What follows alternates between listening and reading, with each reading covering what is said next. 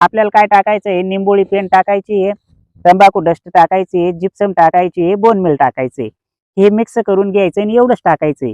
आपल्याला निंबोळी पेंड पासून काय फायदा मिळणार आहे आपल्या झाडांना? निंबोळी पेंड टाकल्यामुळे काय होईल की आपल्या जमिनीचा सेंद्रिय कर्ब वाढणार आहे, सेंद्रिय कर्ब वाढीसाठी मदत करणार आहे आणि परत निमॅटोड जे सूत्रकृमी असतात त्यांना पण नियंत्रित करणार आहे। आणि तसंच जिप्सम आहे, आता जिप्सम मध्ये काय कडक जमिनींना भुसभुशीत करतं आणि जिप्सम मधून आपल्याला कॅल्शियम आणि सल्फर पिकांना मिळतं। त्याच्यामुळे जिप्सम आपल्या जमिनींसाठी खूप फायदेशीर आहे आणि जिप्सम मुळे नापीक झालेल्या जमिनी सुपीक होतात।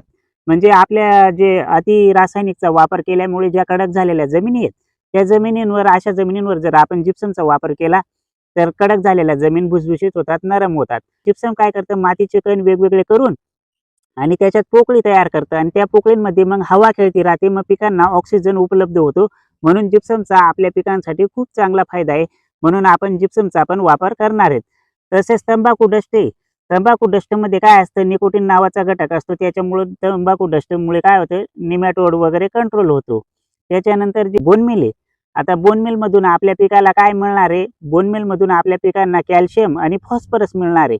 त्याच्यामुळे आपल्याला कॅल्शियम फॉस्फरसची उपलब्धता पण होणार आहे आणि बोन मिल मुळे जमिनीमध्ये सूक्ष्मजीवांची पण वाढ होणार आहे, सूक्ष्मजीव पण वाढणार आहे, गांडुळांची संख्या वाढणार आहे, जमीन भुसभुशीत होणार आहे, सुपीक होणार आहे, म्हणून आपल्याला याचा पण खूप फायदा होणार आहे। म्हणून आपण हे डाळिंब लागवड करताना एवढी खतं टाकायची। सर्वात पहिले हे आपल्याकडे काय आहे, कुजलेलं शेणखत।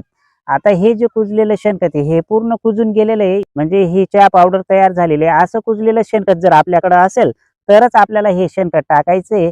100% कुजलेलं नसेल तर आपल्याला शेणखत अजिबात टाकायचं नाही। आता भले झाड 2-3 महिन्याचं झालं तर आपण शेणखत नंतर वापरू शकतो।